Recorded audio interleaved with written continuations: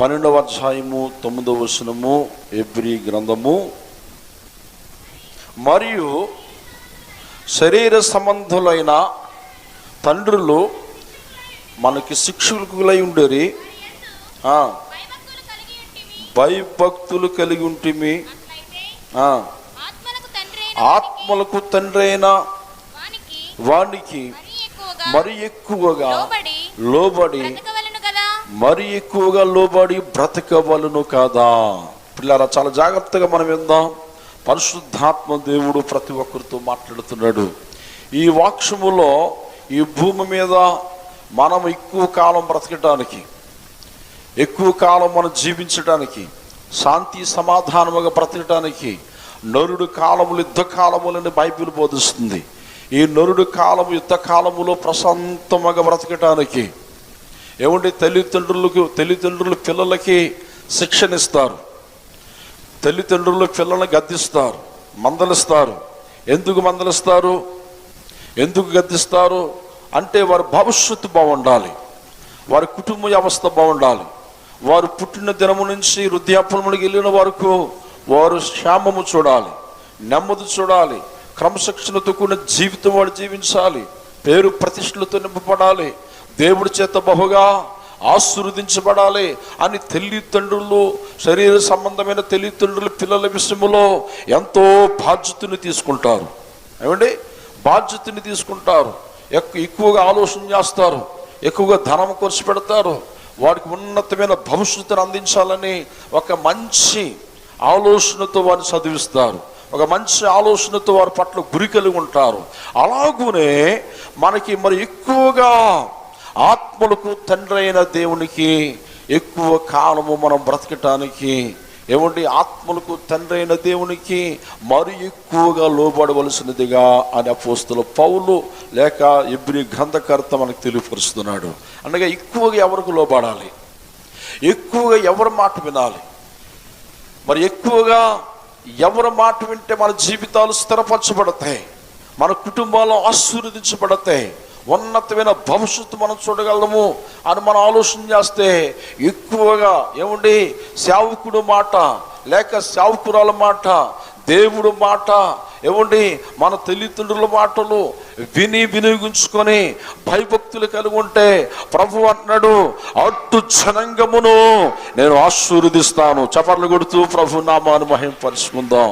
ఇశ్రాయేలు ప్రజలు చాలా మారులు వారు దారి తప్పిపోవటానికి, వారు తీరని వ్యాధులు, తీరని బాధలు, తీరని దుఃఖము, తీరని సమస్యలు వారు కూరుకుపోవటానికి, వారు చిక్కుకుంటానికి, శత్రుల చేత హింసాకాండము జరగటానికి కారణం ఏమిటని ఆలోచన చేస్తే వారు తండ్రి అయిన దేవుడి మాటను పెడసవును పెట్టుట, ఆత్మీయ తల్లిదండ్రుల మాటను పెడసవును పెట్టుట, సొంత తల్లిదండ్రుల మాటలను పెడసవును పెట్టుట, ఇష్టం వచ్చినట్లుగా ప్రవర్తించుట, ఇష్టం వచ్చినట్లుగా ఆలోచనలతో నడువుట.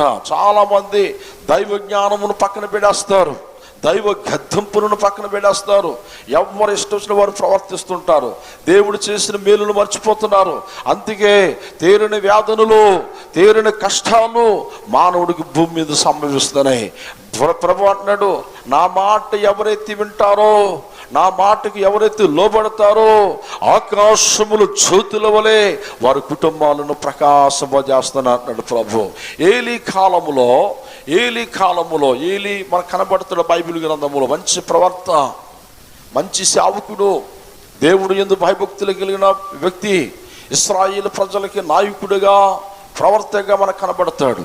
అలాంటి వ్యక్తి పిల్లలు తప్పు చేస్తే మందలించలేదంట, పిల్లలు తప్పు చేస్తే గద్దించలేదంట, పిల్లలు పాపం చేస్తే అయ్యో మీరు దేవుని సంబంధులు, దేవుని పిల్లలు గనుక మీరు ఇలా చేయకూడదు, మన ఆత్మీయ బిడ్డలము, పాపపు జోలికి వెళ్ళకూడదని ఏలి ఏమండి పిల్లలు పాపం చేస్తే అడ్డుపడలేదంట. ఏం పడలేదంట?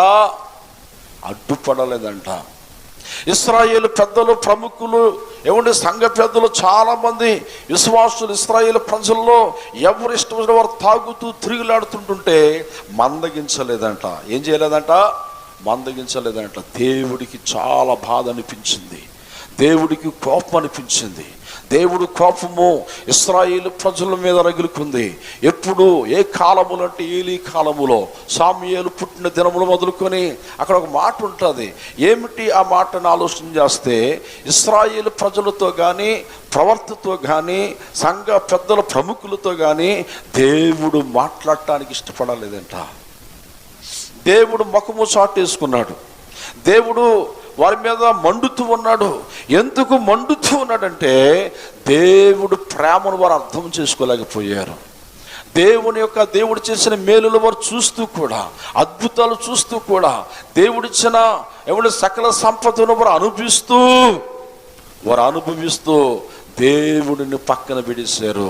అప్పుడు సామ్యూయేలుతో దేవుడు మాట్లాడుతున్నాడు. సామ్యూయేలు బాలుడు.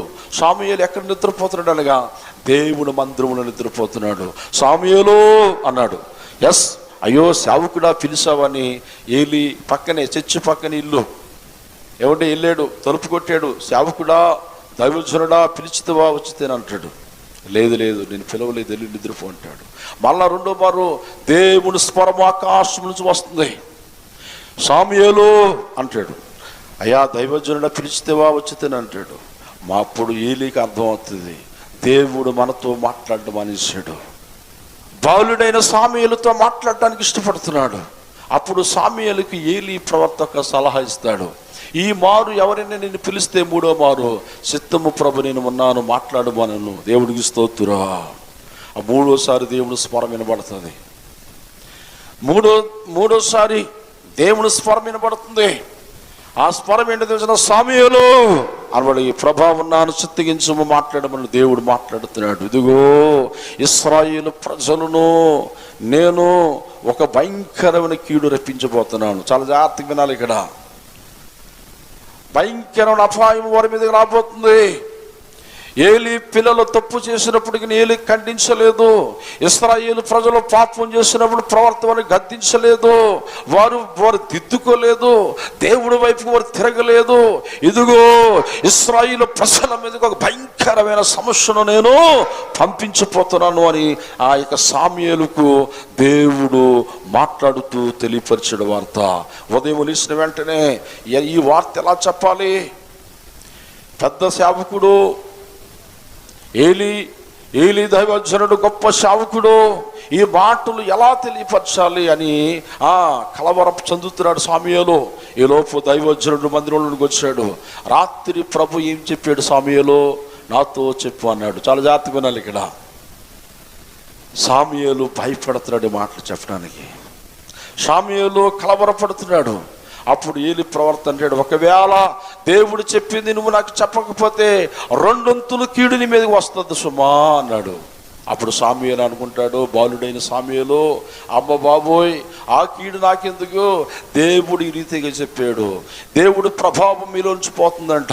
దేవుడు శక్తి మీలోంచి పోతుంది. ఇశ్రాయేలు ప్రజల మీదకి భయంకర అపాయము రాబోతుంది. ఎవరు వినలేని వార్తలో మీరు వినవలసి వస్తుంది అని ఏలీతో చెప్పినప్పుడు ఏలీ దైవజనుడు ఏం చేయాలి? ప్రభా, ఆ కీడును ఆపుచే ప్రభా, ఆ అపాయమును ఆపుచే ప్రభాని ప్రార్థన చేస్తే దేవుడు ఒకవేళ ఆపినేమో చప్పట్లు కొడుతూ ప్రభు నామాన్ని మహింపరుచుకుందాం. ఏలీ విన్నాడు కానీ సైలెంట్గా ఉన్నాడు. చాలా మంది కీడును గురించిన దర్శనాలు వచ్చినప్పుడు, పాపమును గురించిన ఆ యొక్క వార్తలు వచ్చినప్పుడు, దేవుడు నీకు తెలియపరిచినప్పుడు, దేవుడు నీతో నాతో మనతో మాట్లాడినప్పుడు మనం చేయవలసిన పని ఏమిటో తెలిసిన? దావీదు వలె, ప్రభా నన్ను క్షమించు, నా అపరాధములు క్షమించు, నా తల్లిదండ్రుల దోషాలు క్షమించు, నా పితరుల దోషాలు క్షమించు, ఈ కీడును తొలగించు ప్రభాని కన్నీటితో విరిగిన హృదయముతో పశ్చాత్తాపముతో నిజంగా ప్రార్థన చేస్తే అట్టు ప్రార్థన దేవుడు త్రోసివేసేవాడు కాదు. చప్పట్లు కొడుతూ ప్రభు నామాన్ని మహింపరుచుకుందాం. కానీ ఏలీ విన్నాడు కానీ మరలా ప్రార్థన చేసినట్లుగా మనకు కనబడలేదు. ఏలీ దేవుని బ్రతిమలాడుకోలేదు. ఏలీ దేవుడి మరలా ప్రభా ఆ కీడును తొలగించమని ప్రార్థన చేయలేదు. నేను చెప్తున్నాను, మన సంఘమును గూర్చి కానీ, మన పిల్లల గూర్చి కానీ, మన కోసము కానీ దేవుడు ఏదైనా తెలియపరిచినప్పుడు సంఘముగా కూడుకొని ప్రార్థన చేయాలి. ప్రభా శాపమును తొలగించు, ఆ కీడును తొలగించు. ఎవరి వల్ల ఏదైనా తప్పుదమ్ములు చేస్తే క్షమించు ప్రభా అని ఆ మాట నీ నోటంట పశ్చాత్తాపముతో ఎప్పుడైతే వస్తుందో దేవుడు కరుణామయుడు. దేవుడికి స్తోత్రం. ఏమండి అసలు ఒప్పుకోలేదండి, దేవుడి సన్నిధిలో ప్రార్థన చేయలేదు, ఎవరిష్టమో వారిది అయిపోయింది. అప్పుడు వెంటనే ఫిలిష్తీయుల మీదకి యుద్ధానికి వెళతారు. యుద్ధానికి వెళ్తే యుద్ధ భూమిలో ఏమిటి ఇశ్రాయేలు ప్రజలు, ప్రముఖులు, బలవంతులు 37,000 మంది చనిపోతారు. ఎంతమంది అండి చెప్పాలి, అందరూ చెప్పాలి. ఎంతమంది? 37,000 మంది బలాఢ్యులు చనిపోతారు. యుద్ధ భూమిలో ఓరి యుద్ధం జరుగుతుంది. ఈలోపు ఏలీ ప్రవర్త ముసలితనంలో ఉన్నాడు, కుర్చీ మీద కూర్చున్నాడు. ఆ యుద్ధ భూమి నుంచి ఒకడొచ్చి అంటాడు, అయ్యా దైవజనుడా, యుద్ధ భూములో మన వాళ్ళందరూ చనిపోయారయ్యా. అంగలార్పు ధ్వని వినపడుతుంది.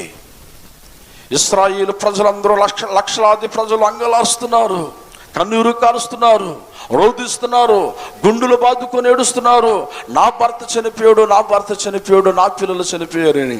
ఈ వార్త ఎప్పుడైతే వినబడ్డదో పిల్లరా, ఏలీ దైవజనుడితో యుద్ధ భూములు చూసిన వ్యక్తి అంటున్నాడు, అయ్యా యుద్ధ భూములు 37,000 మంది చనిపోవడమే కాదు, నీ పిల్లలు కూడా చనిపోయారు. ఎవరంట? అమ్మా ఎవరో? ఏలీ పిల్లలు కూడా చనిపోయారు. ఏలీ 2 కుమారులు చనిపోతే అప్పుడు ఆ వార్తని ఆ దైవజనుడు కుర్చీ మీద నుంచి కింద పడిపోయి మెల్లిరిగిపోయి చనిపోతాడు. చూడండి ఎంత భయంకరమైన సంఘటన. చాలా జాగ్రత్తగా వినాలి ఇక్కడ. అప్పుడు సాముయేలు బాలుడు. ఎవరండి? సాముయేలు బాలుడు. ఏమండి సాముయేలు బాలుడైతే ఇశ్రాయేలు ప్రజల సేవకుడు లేడు, సంఘ పెద్దలు చనిపోయారు, యుద్ధ భూముల్లో వీరులందరూ చనిపోయారు. అప్పుడు ఈ ప్రజలందరూ కూడా పశ్చాత్తాపడి మరలా దేవుడి వైపు తిరగవలసింది, దేవుడు మాట వినటానికి ఇష్టపడవలసింది. అయ్యో ఎంత కీడు మన మీదకి వచ్చిందే, ఇప్పుడైనా జాగ్రత్తగా ఉండాలని ఆలోచన లేదు. మరలా పాపములోనే ములుగు తేలుతున్నారు. చాలా జాగ్రత్త వినాలి. ఇప్పుడు ఇక్కడ ఈ సమయంలో ములుగు తేలుతున్నారు. సాముయేలు ఇదంతా చూస్తున్నాడు. ఎవరు చూస్తున్నారమ్మా చెప్పాలి? సేవకుడు చనిపోవడం, ఆ కీడు రావడము, ఇశ్రాయేలు ప్రజలు బలవంతులు యుద్ధ భూమిలో చనిపోవడము, ఇదంతా సాముయేలు చూస్తూ అప్పుడు 7వ అధ్యాయంలోకి వద్దాం. చూడండి, అప్పుడు ఇశ్రాయేలు ప్రజలతో సాముయేలు మాట్లాడుతున్నాడు. సాముయేలు ఏమని మాట్లాడుతున్నాడు చూడండి. 3వ వచనం చూద్దాం. 2వ వచనం ఒకరు చదవండి, 3 ఒకరు చదవండి. సాముయేలు ఇశ్రాయేలు తిట్లను, మీ పూర్ణ హృదయముతో యెహోవా యొద్దకు మీరు మల్లుకున్న ఎడల అన్య దేవతలను, అషోరుతు దేవతలను మీ మధ్య నుండి తీసివేసి పట్టుదల కలిగి యెహోవా తట్టు మీ హృదయమును తిప్పి ఆయన్ను సేవించుడి. అప్పుడు ఆయన ఫిలిష్తీయుల చేతిలో నుండి మిమ్మల్ని విడిపించును. దేవునికి స్తోత్రం. మిమ్మల్ని విడిపించును. మీరు ఇశ్రాయేలు ప్రజలైన మీరు అషూరుతు దేవతలను, లోకపు దేవతలను మీరు పూజిస్తున్నారు. లోకములను మీరు తిరిగిపోయారు. మీరు మరలా ఎవరి వైపు వెళ్ళాలి? జీవము గల దేవుని వైపుకి మీరు తిరిగి రావాలి. దేవుడికి స్తోత్రం. పట్టుదలతో మీరు తిరగాలి, రోషముతో దేవుని ఎత్తుకు రావాలి, దేవుణ్ణి సేవించేవారు ఉండాలి. మీ హృదయముతో దేవుని మహిమపరచాలి. పరిపూర్ణంగా దేవుని వెతకండి. పరిపూర్ణంగా దేవుని ఎత్తుకు వస్తే మీరు కాపాడబడతారు, విడిపించబడతారు, రక్షించబడతారు. అప్పుడు వీళ్ళ పరిస్థితి ఎలా ఉందో తెలిసిన?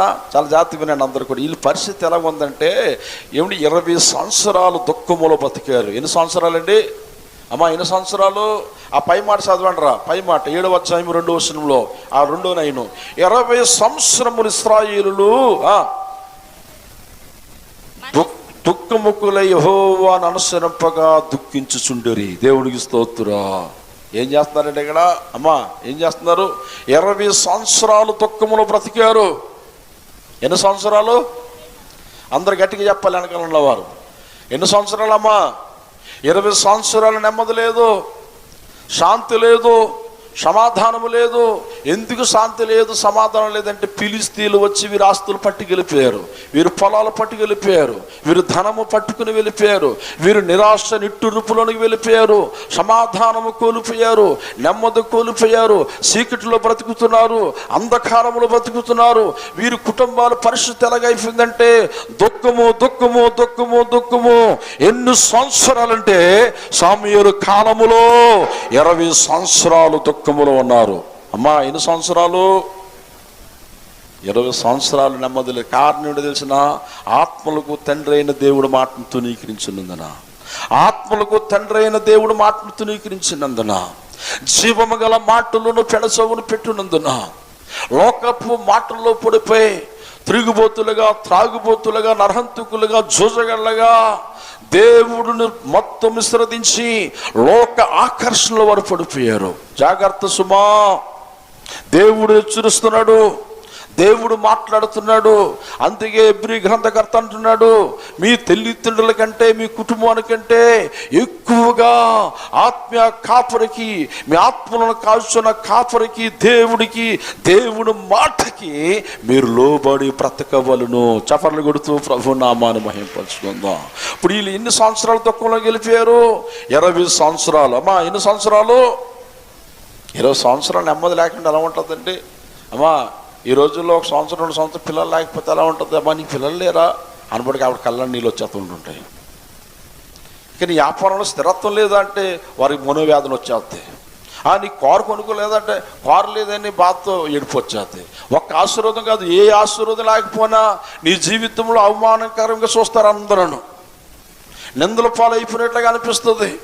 నీ ఇల్లు లేకపోయినా, సరైన భార్య లేకపోయినా, సరైన పిల్లలు లేకపోయినా, నీ కుటుంబంలో స్థిరత్వం లేకపోయినా అందరూ ఏళనగా చూస్తారు. నీ జీవితంలో ఏదో నష్టపోయినప్పుడు, నీ జీవితం అవమానకరంగా ఇతరులకు కనబడినప్పుడు నీ హృదయము చాలా వేదనతో నిండిపోద్ది, చాలా బాధతో నిండిపోద్ది. ఏమండి ఈ కాలంలో చూడండి, చిన్న చిన్న ఆ లోటుపాట్లు తిరగకపోతేనే దుఃఖముక్కులు అయిపోతున్నారే. ఇశ్రాయేలు ప్రజలు 20 సంవత్సరాలు. ఎన్ని సంవత్సరాలండి? 20 సంవత్సరాలు కాదు, చాలా మార్లు 7 సంవత్సరాలు, 10 సంవత్సరాలు, 20 సంవత్సరాలు, 400 సంవత్సరాలు, 450 సంవత్సరాలు వారి చీకట్లో బ్రతికే రోజులు ఉన్నాయి. కారణం ఏంటో తెలిసిన? తండ్రి అయిన దేవుడి మాట, తండ్రి అయిన దేవుడి మాట వినక, దేవుడు మాటలు పెడసవని పెట్టున్నందున ప్రభు అంటున్నాడు, ఎక్కువగా నాకు లోబడండి. ఎవరైతే ఎక్కువగా లోబడతారో, ఎక్కువగా ప్రార్థన చేస్తారో, ఎక్కువగా దేవుడి పనులు సహకరించిన వారుగా, ప్రోత్సహించిన వారుగా, ఎవరిని ఆ దేవుని పనిని ముందుకు నడిపించిన వారు ఉంటారో దేవుని కృప వారి పట్ల హెచ్చుగా ఉంటుంది. దేవుడు సన్నిధి వరకు తోడుగా ఉంటుందండి. ఇక్కడ మనం చూస్తే సాముయేలు అంటున్నాడు, ఏమంటే అప్పటికి సాముయేలుకి ఎన్ని సంవత్సరాలు ఆలోచన చేస్తే 26, 27 అని ఆ గ్రంథ నిపుణులు తెలియపరుస్తున్నారు. 20 సంవత్సరాలు, 27 సంవత్సరాలు సాముయేలుకి. ఎన్ని సంవత్సరాలండి? ఎన్ని సంవత్సరాలు? 27 సంవత్సరాల వయసు వచ్చింది సాముయేలుకి. సాముయేలు ఇదంతా చూస్తున్నాడు. వారి దేవుడు మాట వినకపోవడం, లోకంలోకి తిరగలాడడం, లోకంలో తిరుగులాడడం, వీళ్ళు చేసిన పెద్ద తప్పు ఏంటంటే ఆ కింద మాటలు ఉంది కదా, అషోరుతు దేవతలను మీ మధ్యన పెట్టుకున్నారు. ఎవరిని పెట్టుకున్నారట? అసలు వీరు ఎవరిని ఆరాధించాలి?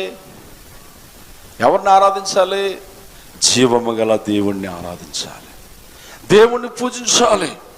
మన దేవుడు ఆకాశమును భూమిని చేసిన దేవుడు, ఎర్ర సముద్రం 2 పాయలుగా చేసిన దేవుడు, శత్రుల చేతులను విడిపించిన దేవుడు.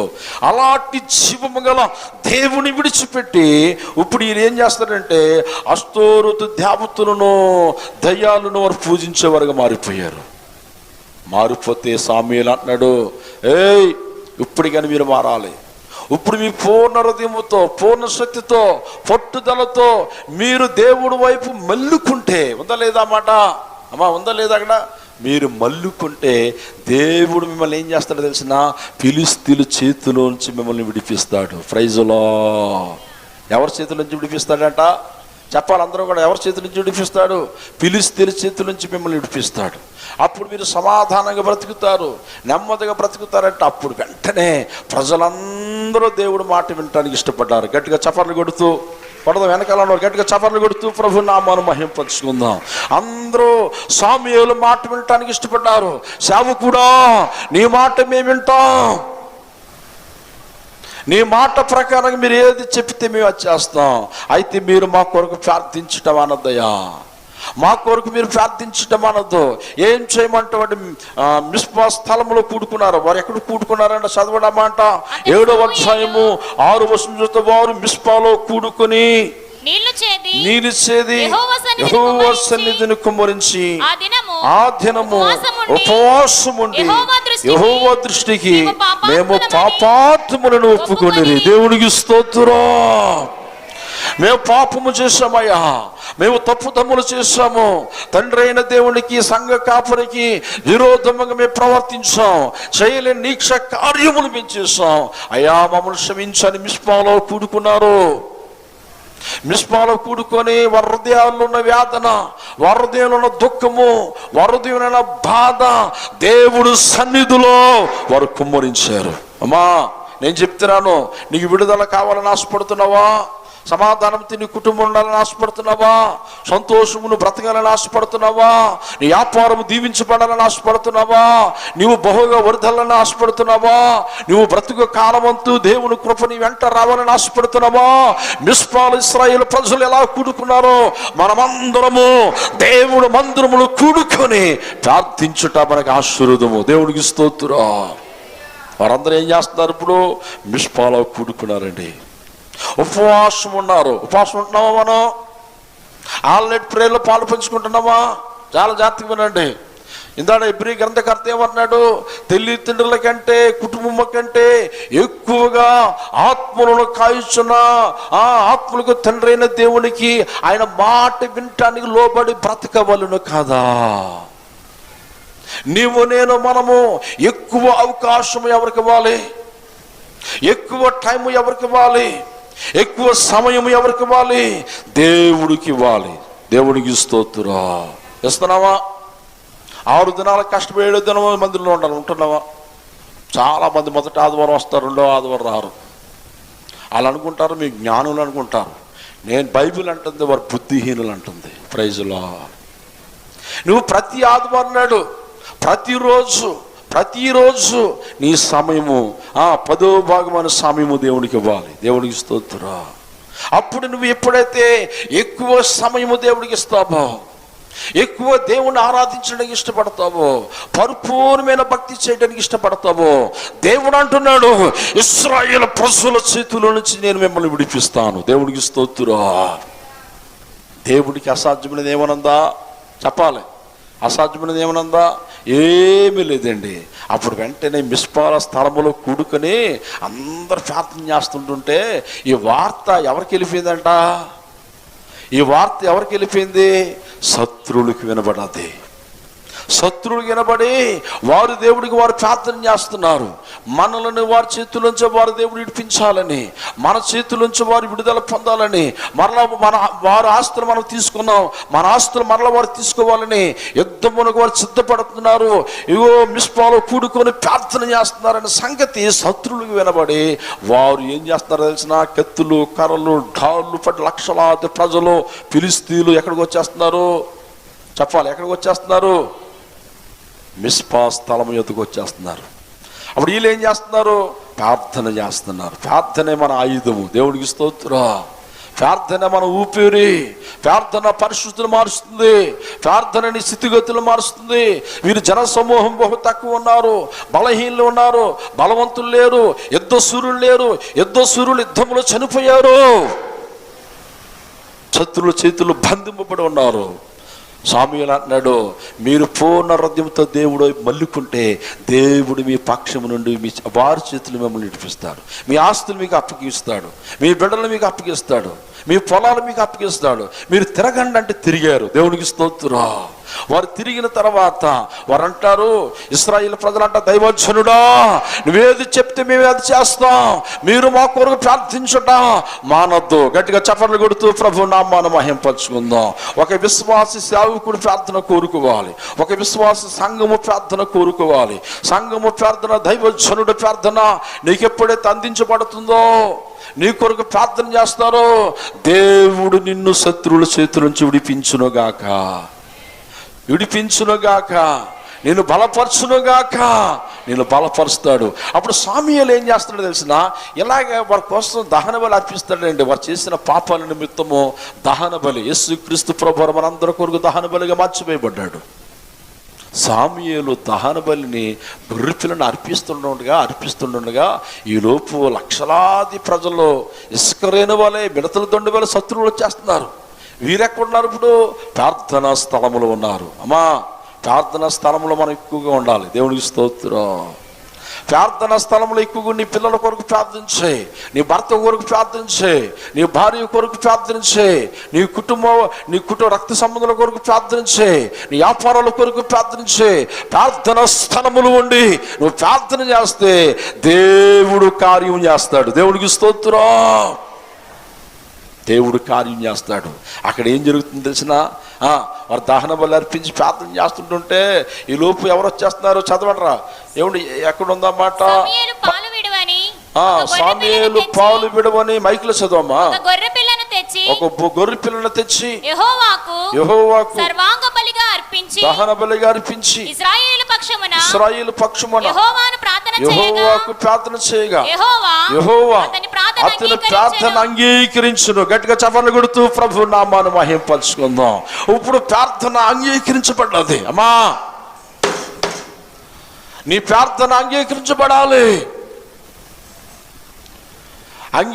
అంగీకరించబడలేని ప్రార్థనలు ఎవరు కావాలి? సేవకుడు ప్రార్థన, సంఘము ప్రార్థన దేవుడు అంగీకరించాలి. హల్లెలూయా.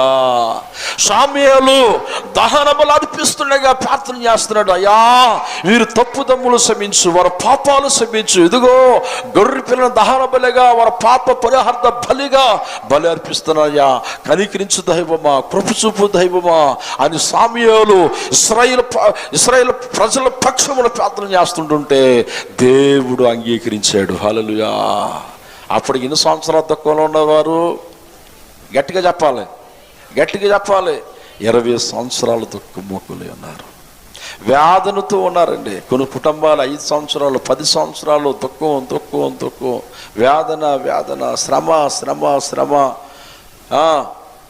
అప్పులు, రుణాలు, తెప్పలు, చాలా రకరకాల బాధలు, మనశ్శాంతి లేదు. నేను అంటున్నాను, నిజంగా దేవుడి వైపు మనం మెల్లుకుంటే, మన హృదయాలు ఆయన వైపు త్రిప్పితే, మిస్పాలో ఇశ్రాయేలు ప్రజలు కూడుకొని ప్రార్థించిన రీతిగా మనమందరము ప్రతి శుక్రవారం ఆల్రెడీ ప్రార్థనలో, గొలుసు ప్రార్థనలో, మహాసభలో కూడుకుని ఐక్యతగా దేవుడు పనిచేస్తే దేవుడు మనల్ని ఆశీర్వదిస్తాడు. దేవుడికి స్తోత్రం. హల్లెలూయా. దేవుడు అంగీకరిస్తాడు మన ప్రార్థన. దేవుడు అంగీకరిస్తే అద్భుతంగా మన జీవితాలు మారిపోతాయి. దేవుడికి స్తోత్రం. దేవుడు మన ప్రార్థన అంగీకరిస్తున్నాడా? దేవుడు మన ప్రార్థనను ఇష్టపూర్వకంగా వింటున్నాడా? ఏలీ కాలములో దేవుడు వారి ప్రార్థన ఆలకించలేదు. ఏలీ ప్రార్థన కూడా ఆలకించలేదు. తెలిసిన సంగతి, ఇశ్రాయేలు ప్రజల ప్రార్థన ఆలకించలేదు దేవుడు కోపం వచ్చింది. ఎందుకు తెలిసిన? వారు తప్పుదమ్ములు ఒప్పుకోలేదు, పాపాన్ని విడిచిపెట్టలేదు, లోకాన్ని విడిచిపెట్టలేదు. ఎవడు ఇష్టం వాడు బ్రతికాడు. నేను అంటాను, లోకంలో ఉన్నప్పుడు నీ ఇష్టం, దేవుడి యొద్దకు వచ్చిన తర్వాత నీ ఇష్టం కాదు. నీ ఇష్టం దేవుడి ఇష్టం, నీ ఇష్టమై ఉండాలి. దేవుడికి స్తోత్రం. దేవుడి ఇష్టాన్ని కొనసాగించాలి. ఎప్పుడైతే అలాగ ప్రార్థన చేస్తున్నారో దేవుడు అంగీకరించారో, చూడండి, చాలా జాగ్రత్తగా వినండి. ఈ లోపు ఎవరు వచ్చేస్తున్నారండి? శత్రువులు మిడతలు దొండి వలె వచ్చేస్తున్నారు. ఎవరి మీదకి? గట్టిగా చెప్పాలి. ఎవరి మీదకి? ఇశ్రాయేలు ప్రజల మీదకి వచ్చారు. ఈ లేకుండా ఉన్నారు. యుద్ధానికి సిద్ధపడ్డారా? యుద్ధానికి ఏమైనా ఆయుధాలు పట్టుకున్నారా? యుద్ధానికి వెళ్ళడానికి ఏమైనా ఆలోచన చేశారా? ప్రార్థన చేసి తప్పులు ఒప్పుకుంటున్నారు, ప్రార్థన చేసి దేవుడు మాట విన్నారు, పూర్ణ హృదయంతో దేవుని మహిమపరచడానికి సిద్ధంగా ఉన్నారు. సమూయేలు ప్రార్థన చేస్తున్నారు. ఈ సమయంలో వారు వచ్చేస్తుంటుంటే, ఏమైనా మిడతల దొండ వలె వచ్చేస్తుంటుంటే వీరికి వినబడ్డది, అయ్యి బాబోయ్ మన పని అయిపోయింది, ఇక మన శత్రువులు మన మీదకి వచ్చేస్తున్నారు. అలాగే వస్తుండగా 11వ వచనం కింద భాగంలో మనం చదివితే అద్భుతమైన మాట మనకు కనబడుతుంది. అక్కడ 10వ వచనం కింద మనం చదవరా, సమూయేలు దహన బలిని అర్పించుండగా ఫిలిష్తీయులు యుద్ధము చేయుటకై ఇశ్రాయేలు మీదకి వచ్చారు. అయితే యెహోవా ఆ దినమున ఫిలిష్తీయుల మీదకి మెండుగా ఉరుములు ఉరిపించి వారిని తారుమారు చేయగా వారు ఇశ్రాయేలు చేత ఓడిపోయిరి. గట్టిగా చప్పట్లు కొడుతూ ప్రభు నామాన్ని మహిమపరుచుకుందాం. ప్రార్థన పరిస్థితులను మారుస్తుంది. ప్రార్థన నీ స్థితిగతులని మార్చేస్తుంది. ఇప్పుడు ఏం చేస్తారు చూడండి, యుద్ధం వీరు చేయకుండా ప్రార్థన చేశారు. చాలా జాగ్రత్తగా వినండి, ప్రార్థన చేశారండి వీరు. దేవుడు ఏం పంపించాడు? ఉరుములు, మెరుపులు, మెండుగా వారి మీద కుమ్మరించాడు. బా, ఆకాశం ఆయన మాట వింటుంది. అమ్మా, ఉరుములు ఆయన మాట వింటున్నాయి, మెరుపులు ఆయన మాట వింటుంది, ప్రకృతి ఆయన మాట వింటుంది. మనుష్యుడు దేవుడు మాట వినలేకపోతున్నాడు. అందుకే 20 సంవత్సరాలు దుఃఖముల వారు బ్రతికారు. నిజంగా మనుషుడు దేవుడు మాట వింటే, వాక్షానుసారమైన బ్రతికితే ఈ భూమి మీద వాడికి శ్రమలు రావు. ఒకవేళ శ్రమలు వస్తే దీవునికరముగా ప్రమోషన్ ఇచ్చి మార్చేస్తాడు దేవుడు. దేవుడికి స్తోత్రం కలుగును గాక. నేను అప్పుడప్పుడు చెప్తున్నాను, శ్రమలు 2 విధాలుగా వస్తాయి. ఒకటి పాపం చేస్తే శ్రమ వస్తుంది, నువ్వు పశ్చాత్తాపం పడితే విడుదల వస్తుంది. దేవుడికి స్తోత్రం. పాపం చేయకుండానే యేసేపు నీతిమంతుడిగా ఉన్న శ్రమ వస్తుంది. ఏమొస్తుందండి చెప్పాలి, అందరూ చెప్పాలి. నీతిమంతుడిగా బ్రతుకుతాం, ఇల్లు అమ్మేసుకుంటాం. నీతిమంతుడిగా బ్రతుకుతాం, ఆశీర్వాదాలు కోల్పోతాం. నీతిమంతుడిగా బ్రతుకుతాం, జబ్బులు వస్తాయి. నీతిమంతుడిగా బ్రతుకుతాం, అవమానం పాలైపోతాం. నీతిమంతుడిగా బ్రతుకుతాం, కుటుంబం దూరం అయిపోద్ది. యేసేపు జీవితంలో నీతిమంతుడిగా బ్రతికినంతకాలం అన్ని కోల్పోయాడు, కానీ పరిశుద్ధతను కోల్పోలేదు. చప్పట్లు కొడుతూ ప్రభు నామాన్ని మహిమపరచుకుందాం. పరిశుద్ధతను విడిచిపెట్టలేదు యేసేపు. నీతిమంతులకు శ్రమలు రావా? వస్తాయి. పాపం చేసిన వాడికి శ్రమలు వస్తాయి, నీతిమంతులకి శ్రమలు వస్తాయి. పాపం చేసిన వాడికి శ్రమలు వచ్చినప్పుడు వాడు పశ్చాత్తాపం పడితే విడుదల కలుగుతుంది. దేవుడికి స్తోత్రం. ఏమొస్తుందమ్మా చెప్పాలి. నీతిమంతుడు లేడు, చెప్పాలి. రెండో మాట, ఒకడు లేడు. అందరూ పాపం చేసి దేవుడు అనుగ్రహించే మహిమను పొందలేకపోతుంది. మహిమను అనుగ్రహించాడు దేవుడు. బల్లారథను సిద్ధపరచండి, పాపాలు ఒప్పుకొని బల్లారథలో పాలు పంచుకో. వాడు మరణముల నుండి జీవములను దాటి ఉన్నాడు. దేవుడికి స్తోత్రం. నీ తప్పుదమ్ములు ఒప్పుకోవాలి, విడిచిపెట్టాలి. ఇశ్రాయేలు ప్రజలు అదే చూశారు. ఇశ్రాయేలు ప్రజలు దుఃఖములు గెలిపారు. వారి పంట వారు తినటానికి లేదు, వారి వస్త్రాలు వారు కట్టుకోవడానికి లేదు, వారి ఇల్లులు, వారి ఆస్తులు, వారి గ్రామాలు శత్రువులు ఆక్యుపై చేసుకున్నారు. ఎంత బాధ ఉంటుంది.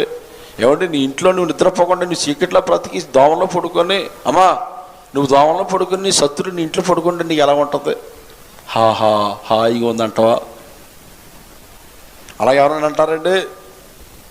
శత్రువులు వచ్చి నీ ఇంట్లో వేసి నిద్రపోతే, నువ్వు బయట దోమల్లో నిద్రపోతే ఎలా ఉంటుందమ్మా? ఎంత దుఃఖం ఉంటుంది, ఎంత వేదన ఉంటుంది, ఎక్కడ లేని కన్నీరు కారుస్తావు. అదే పరిస్థితి ఇశ్రాయేలు ప్రజలకు వచ్చింది. ఇప్పుడు మాట వినక ఎప్పుడైతే మాట విన్నారో దేవుడు అంటున్నాడు, రే మీరు పశ్చాత్తాపం పడ్డారు, నేను విన్నాను. సమూయేలు మీ కొరకు ప్రార్థన చేసాడు, నేను విన్నాను. ఇశ్రాయేలు మీ మీదకి శత్రువులు ఫిలిష్తీయులు వస్తారు, మీరు భయపడద్దు. ఉరుములు మెరుపులు పుట్టించాడు దేవుడు. Praise Lord. నీ పక్షాన ఉరుములు పుట్టిస్తాడు. ఆ ఉరుములు ఆ మెరుపులు కుమ్మరిస్తానంట శత్రువు మీద. వారు పటాపంచలంట, ఒకరినొకరు పొడుచుకొని ఒకరినొకరు బదిలిపోయి పారిపోయారండి. అమ్మా ఏమైపోయారు? శత్రువులు ఏమైపోయారు? పారిపోయారు, వెళ్ళిపోయారు.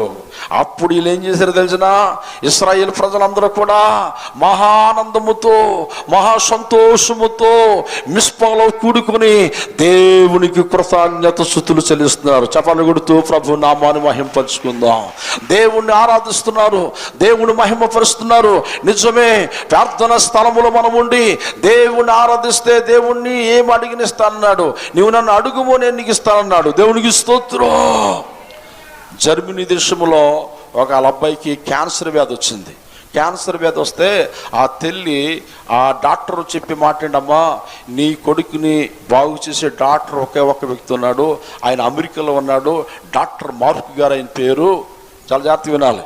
మార్కు గారు, ఆయన్ని మీరు కలుసుకుంటే ఈ జర్మనీ దేశం నుంచి అమెరికా మీరు వెళ్ళగలిగితే ఆ చక్కటి ట్రీట్మెంట్ చేస్తాడు, బ్రతుకుతాడంటే పేద కుటుంబం, కొండల ప్రాంతంలో ఉన్న కుటుంబం, ట్రైబల్స్ ఏరియా. ఈ ట్రైబల్స్ ఏరియాలో ఉన్న కుటుంబం మరంత దూరం అమెరికా వెళ్ళాలంటే డబ్బులు లేవు, పేద కుటుంబం. అయితే ఆ తల్లి తలుపేసుకొని ప్రార్థన చేస్తుందంట, ప్రభా డాక్టర్ మార్కు గారిని కలవాలి, నాకు ధనం లేదు ప్రభా, డాక్టర్ గారిని కలవాలి, నాకు సహాయం చే ప్రభాని సాఫ్ వేసుకొని ఇంట్లో ప్రార్థన చేస్తుందంట, మొరపెడుతుంది దేవునికి. మొరపెడుతుండగా ప్రభు అన్నాడంట, అమ్మా నీ దగ్గరగా డాక్టర్ని తీసుకొస్తానన్నాడు. చప్పట్లు కొడుతూ ప్రభు నామాన్ని మహిమపరుచుకుందాం. ఈ లోపు ఆ డాక్టర్ గారు అమెరికా నుంచి జర్మనీ దేశం వచ్చాడు. ఒక హాస్పిటల్లో కొంతమందికి పేషెంట్లు ఆపరేషన్ చేయాలి, కారులో ప్రయాణం చేస్తున్నాడు.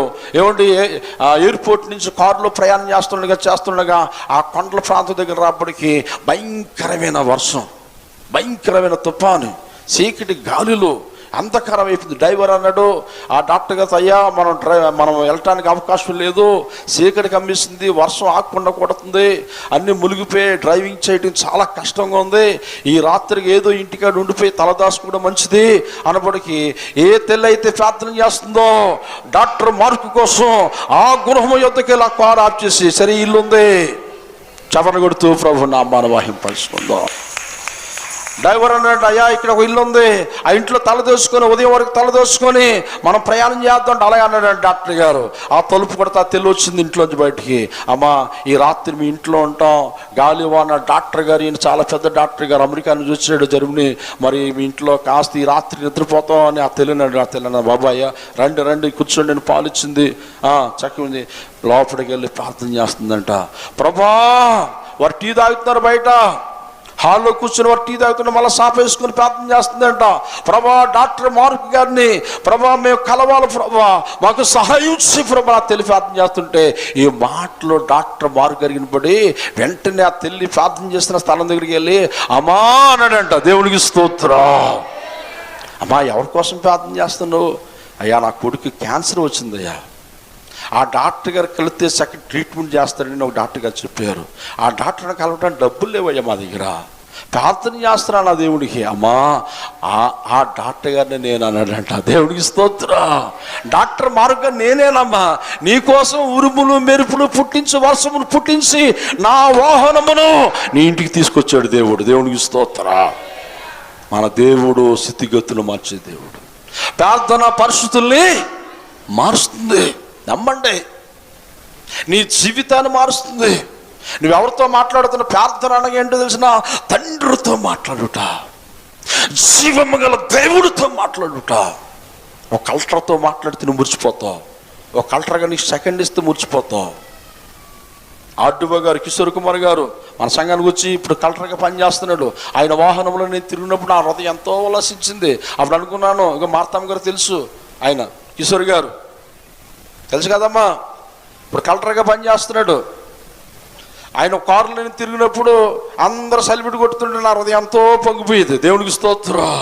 నేను అనుకున్నాను, ప్రభా సృష్టికర్త అయిన దేవా, ఈ లోక అధికారులతో ఉంటే ఎంతో ఘనత కదా, నీవు మాతో ఉంటే, మాలో ఉంటే, మా పక్షమును ఉంటే ఎంతో సంతోషము. గట్టిగా చప్పట్లు కొడుతూ కొట్టడమ్మా గట్టిగా. మన దేవుడు జీవము గల దేవుడు, మాట్లాడే దేవుడు, ప్రార్థనకి జవాబిచ్చే దేవుడు. అందుకేనండి దేవుడు ఎక్కువగా దేవుడు మాటలు వాడాలి.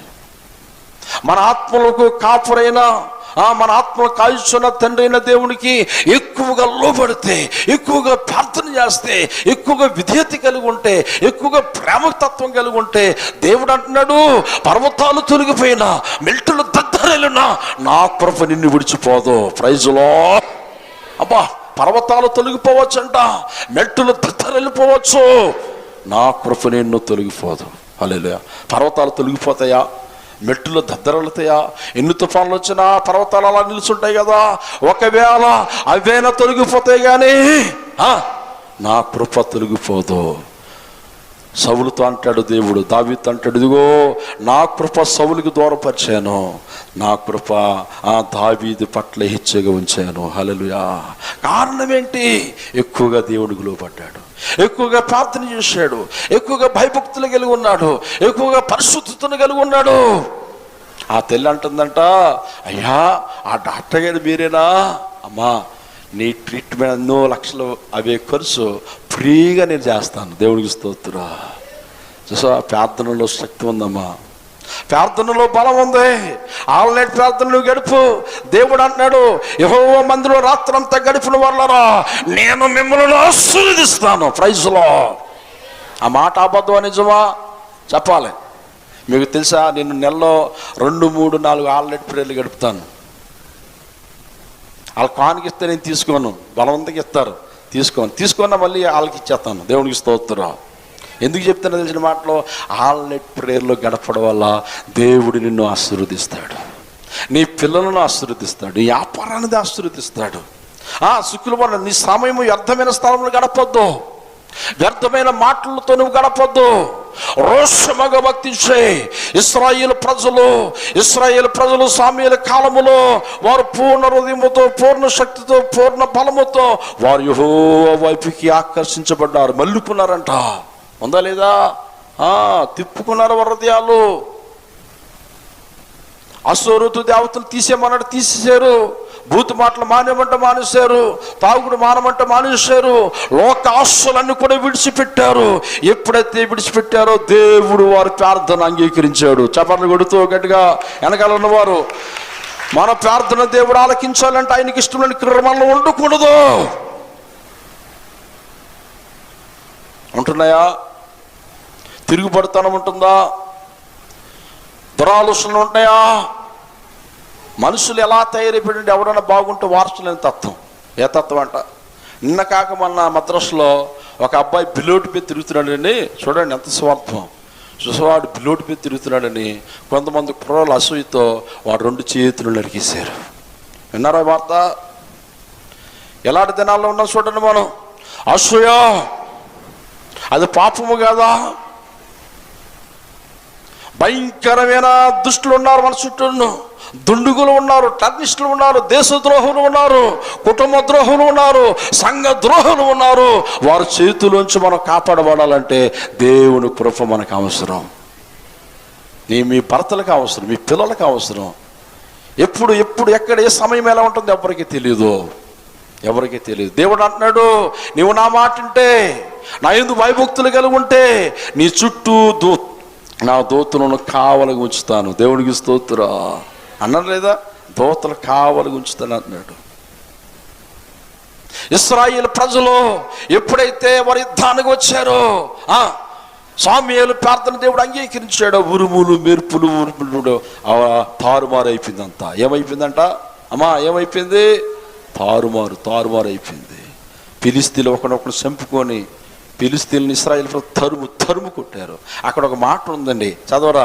యెహోవా హస్తం అంట సామ్యూయేలు ప్రార్థన ఆలకించి, సంఘము ప్రార్థన ఆలకించి, యెహోవా హస్తము ఇశ్రాయేలు పక్షము నుండి ఫిలిష్తీయులకు విరోధముగా ఉన్నదంట. ఎవరికి విరోధంగా ఉందంట అమ్మా? ఎవరికి విరోధంగా ఉంది? ఇప్పుడు ముందు చూడండి, వీళ్ళు మాట వినలేనంత కాలం కూడా దేవుడు హస్తం ఎవరి పక్షాన ఉంది? ఫిలిష్తీయుల పక్షానికి వెళ్ళిపోయింది. ఎవరి పక్షానికి వెళ్ళిపోయింది? ఫిలిష్తీయుల. వీళ్ళు మాట విన్న వెంటనే వీరు పక్షమున ఫిలిష్తీయులకి విరోధంగా దేవుడు హస్తం ఉంది. దేవుడికి స్తోత్రం.